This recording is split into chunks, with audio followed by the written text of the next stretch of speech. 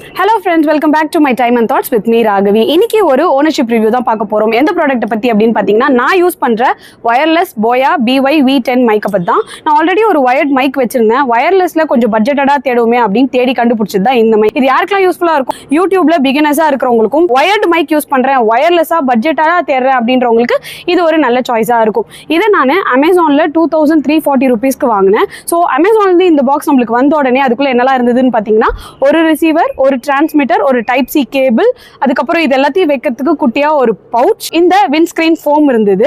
வாங்கணும் அப்படின்னு நினைச்சீங்கன்னா ப்ராடக்டோட லிங்க் கீழே கொடுத்துருக்கேன். கண்டிப்பா வீடியோ ஃபுல்லா பார்த்துட்டு தேவைப்படுறவங்க வாங்கிக்கோங்க. ஸோ இதை நான் ஏன் வாங்கினேன் அப்படின்னு கேட்டீங்கன்னா டைப் சி இருக்கு அப்படின்றதுனால நீங்க லேப்டாப், மொபைல் அண்ட் எந்த விதமான டைப் சி டிவைசஸ்லயும் ஈஸியா யூஸ் பண்ணிக்கலாம்.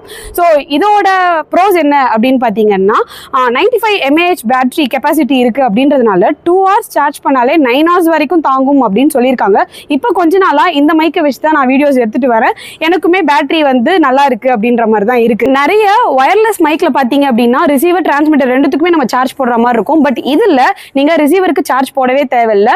போனோட கனெக்ட் பண்ணிட்டீங்கன்னா போதும். டிரான்ஸ்மிட்டருக்கு மட்டும் நான் சொன்ன மாதிரி சார்ஜ் போட்டுக்கிட்டீங்கன்னா பேக்கப் நல்லாவே நிற்கும். நான் ஒரு டிரான்ஸ்மிட்டர் தான் வாங்கியிருக்கேன். உங்களுக்கு வேணும்னா 2 டிரான்ஸ்மிட்டரோட கூட சேர்த்து வாங்கிக்கலாம். பட் இந்த ரேட் வராது, இதை விட கொஞ்சம் அதிகமா வரும். இந்த மைக் வாங்கினது எனக்கு ரொம்பவே யூஸ்ஃபுல்லா இருக்குங்க. ஏன்னா கேமரா ஹேண்ட்லிங், வீடியோ நான் தனியா எடுக்கிறேன் அப்படின்னு பார்த்து இதுல ப்ளூடூத் கனெக்டிவிட்டி, ஆட்டோ பேரிங் இருக்கு அப்படின்றதுனால நீங்க இன்சர்ட் பண்ணி ஆன் பண்ண உடனேவே ஒர்க் ஆக ஆரம்பிச்சிடும். அது மட்டும் இல்லாம நாய்ஸ் கேன்சலேஷனுக்கு ஒரு பட்டன் கொடுத்துருக்காங்க. இப்போ கூட நான் வீடியோ எடுக்கும்போது பாத்தீங்கன்னா மேல ஹெலிகாப்டருக்கு சுத்திக்கிட்டே இருக்கு. பட் வீடியோல எந்த அளவுக்கு ஏன் வாய்ஸும் இந்த பேக்ரவுண்ட் நாய்ஸும் உங்களுக்கு கேட்குது அப்படின்றத எனக்கு கமெண்ட்ல சொல்லுங்க. ஏன்னா நாய்ஸ் கேன்சலேஷன் ஆன் பண்ணி வச்சு தான் இந்த வீடியோ நான் எடுக்கிறேன்.